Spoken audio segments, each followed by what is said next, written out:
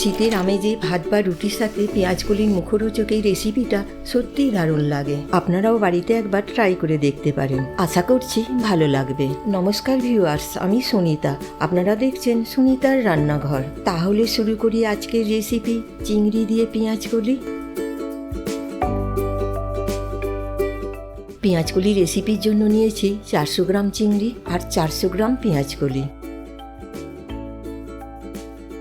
পেঁয়াজকলিগুলো কেটে নিয়েছি, মোটামুটি 1.5 ইঞ্চ মাপ করে কেটে নিলেই হবে। আর জলেতে ভিজিয়ে রাখছি। প্রথমেই চিংড়িগুলো ভেজে নেব, তাই কড়াইতে 4 হাতা মতো সর্ষের তেল দিলাম। চিংড়িগুলো কেটে বেছে আগে থেকেই নুন হলুদ মাখিয়ে রেখেছি। এবার চিংড়িগুলো ভেজে নিচ্ছি, তবে খুব বেশি কড়া করে ভাজার প্রয়োজন নেই, মোটামুটি ভাজলেই হবে।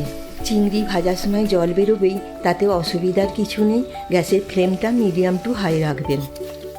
চিংড়ি ভাজা হয়ে গেছে, তেল ঝরিয়ে একটা প্লেটে তুলে রাখছি।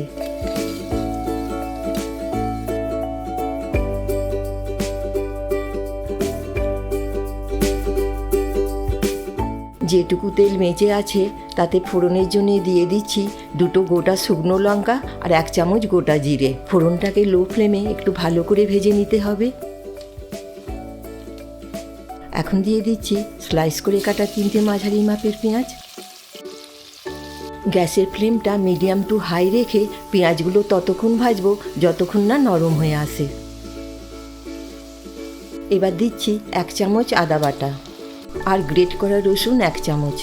আদা রসুনটাকে কাঁচা গন্ধ না যাওয়া অবধি ভেজে নিতে হবে।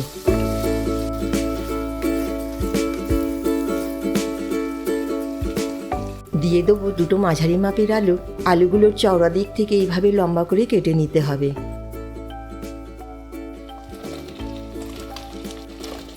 আলুগুলোকে পেঁয়াজের সাথে মোটামুটি মিনিট 4 ভাজতে হবে।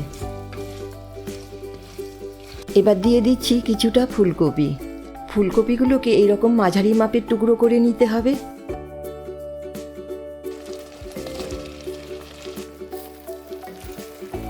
মিডিয়াম আঁচে ফুলকপিগুলোকে আলু পেঁয়াজের সাথে মিনিট 2 জন্য ভেজে নেব। এই সময় দিয়ে দিচ্ছি 1 চামচ হলুদ গুঁড়ো, 1 চামচ ধনে গুঁড়ো দিচ্ছি, আর দেব 1/2 চামচ কাশ্মীরি লঙ্কা গুঁড়ো। স্বাদ মতো নুন দিয়ে দিচ্ছি। গ্যাসের ফ্লেমটা লো রেখে সব কিছুকে মিনিট খানেকের জন্য কষিয়ে নেব।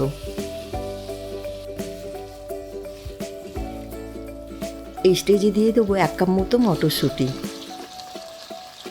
দিয়ে দিচ্ছি কয়েকটা কাঁচা লঙ্কা কুচোনো।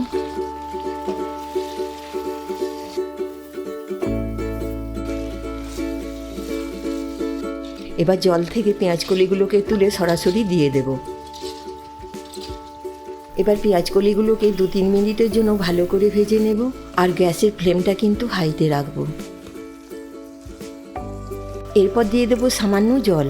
জল বেশি দেবার প্রয়োজন নেই, কারণ পেঁয়াজকলি থেকেও জল বেরোবে। দিয়ে দেবো 2টো টমেটো কুচোনো।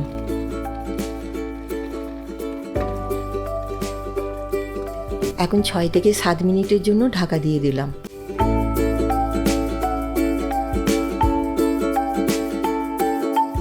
ঢাকা খুলে একটু ভালো করে নেড়ে চেড়ে নেব। দেখুন পেঁয়াজকলিগুলো থেকে কেমন জল বেরিয়েছে আর ঠিকঠাক সিদ্ধ হয়েছে। ভাজা চিংড়িগুলোকে এই সময় দিয়ে দিতে হবে। চিংড়িগুলোকে একটু ভালো করে মিশিয়ে নেব। ফ্লেমটা মিডিয়ামে রেখে 2 মিনিটের জন্য ঢাকা দিয়ে দেব।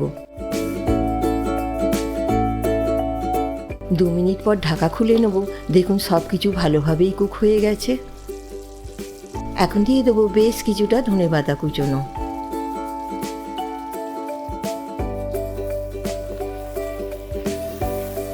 এবার ধনেপাতাগুলোকে একটু ভালো করে নেড়ে চেড়ে মিশিয়ে নিলেই আজকের রেসিপি চিংড়ি দিয়ে পেঁয়াজকলি কমপ্লিট।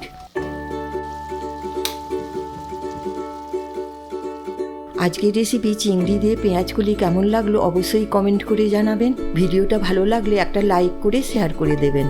আজকের জন্য এটুকুই। দেখা হবে নতুন কোনো ভিডিওতে অন্য কোনো রেসিপি নিয়ে। সবাই ভালো থাকবেন, সুস্থ থাকবেন।